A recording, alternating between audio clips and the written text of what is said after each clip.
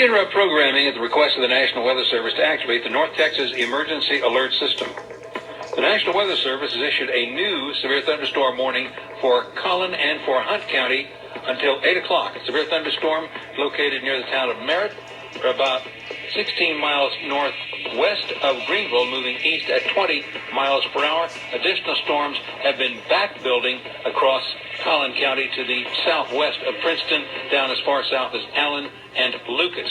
Once again, a severe thunderstorm warning for northwestern Hunt County and northeastern Collin County until 8 o'clock. Severe thunderstorm remains in effect across Verona, Princeton, and east of McKinney down to the Lucas and Allen areas, and additional storms farther east in Hunt County.